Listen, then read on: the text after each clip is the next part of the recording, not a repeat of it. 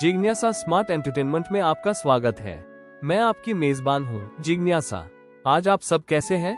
आप सभी को अच्छे स्वास्थ्य, खुशी और सकारात्मकता की शुभकामनाएं।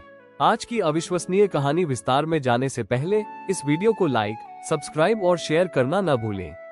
आपका समर्थन हमें इस पीढ़ी और आने वाली पीढ़ियों के लिए शक्तिशाली और प्रेरक कहानियां साझा करना जारी रखने में मदद करता है।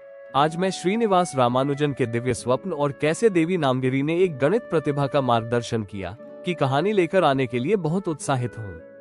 श्रीनिवास रामानुजन, जिनका जन्म 22 दिसंबर 1887 को तमिलनाडु के इरोड में हुआ था, दुनिया के अब तक के सबसे असाधारण गणितज्ञों में से एक थे। औपचारिक शिक्षा कम होने के बावजूद उन्होंने संख्या सिद्धांत, अनंत श्रेणी और निरंतर भिन्नों में अभूतपूर्व योगदान दिया। लेकिन उनकी गणितीय प्रतिभा के पीछे एक विनम्र व्यक्ति था जिसकी गहरी आस्था थी, विशेष रूप से नमक्कल की देवी नामगिरी में, जिन्हें उन्होंने अपने ज्ञान का स्रोत माना। छोटी उम्र से ही रामानुजन ने गणित में उल्लेखनीय प्रतिभा दिखाई। उन्होंने खुद को पुरानी किताबों से उन्नत अवधारणाएं सिखाई, अक्सर बिना किसी मार्गदर्शन या स्पष्टीकरण के। जब वे बड़े हुए तो वे जटिल समस्याओं को हल कर रहे थे, जो अनुभवी प्रोफेसरों को भी हैरान कर देती थी। हालांकि क्योंकि वे अन्य विषयों में असफल रहे, इसलिए वे कॉलेज की पढ़ाई पूरी नहीं कर सके। कई सालों तक वे गरीबी, बेरोजगारी और अज्ञात में रहे, घिसी पिटी नोटबुक में गणितीय सूत्र लिखते रहे। अपने जीवन के सबसे अंधकारमय दौर में, जब वे गरीब, बीमार थे और कई विद्वानों ने उन्हें अस्वीकार कर दिया था, जो उनके काम को नहीं समझते थे, रामानुजन नमक्कल में नामगिरी मंदिर गए थे।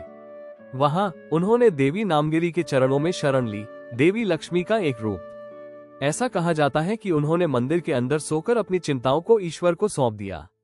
उस रात कुछ चमत्कार हुआ। एक सपने जैसी दृष्टि में देवी उनके सामने प्रकट हुई और कहा, मेरे बच्चे, मैं तुम्हारे साथ हूँ। तुम अपने मन में जो देखते हो वो मेरी ओर से एक उपहार है। दुनिया एक दिन इसे पहचान लेगी। उन्होंने सपने के दौरान उन्हें कई गणितीय सूत्र भी बताए, जिन्हें रामानुजन ने जागने के बाद तुरंत लिख लिया। ये क्षण उनके जीवन में एक महत्वपूर्ण मोड़ बन गया। इसने उन्हें आगे बढ़ते रहने का आत्मविश्वास और विश्वास दिया, तब भी जब दुनिया उन्हें समझने में विफल रही। इसके तुरंत बाद 1913 में रामानुजन ने कैम्ब्रिज विश्वविद्यालय के एक प्रसिद्ध गणितज्ञ प्रोफेसर हार्डी को एक पत्र लिखा। हार्डी उनके काम की गहराई से चकित थे और उन्होंने उन्हें इंग्लैंड आमंत्रित किया।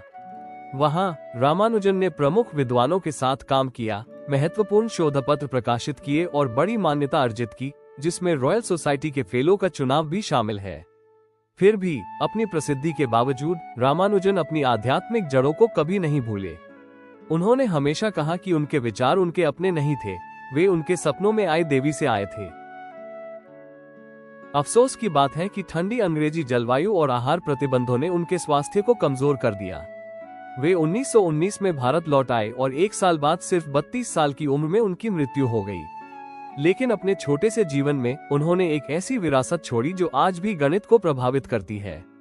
सिर्फ एक गणितज्ञ से ज्यादा रामानुजन एक रहस्यवादी थे, एक ऐसे व्यक्ति जिसका दिमाग अनंत को छूता था और जिसका दिल ईश्वर के आगे झुकता था। उनकी कहानी एक खूबसूरत अनुस्मारक है कि विज्ञान और अध्यात्म साथ साथ चल सकते हैं, और यह कि आस्था सबसे बुरे समय में भी रास्ता रोशन कर सकती है। इस वीडियो को देखने के लिए धन्यवाद। कृपया हमारे चैनल पेज पर कई अन्य वीडियो देखें और किसी भी सुझाव या प्रतिक्रिया के लिए टिप्पणी करें।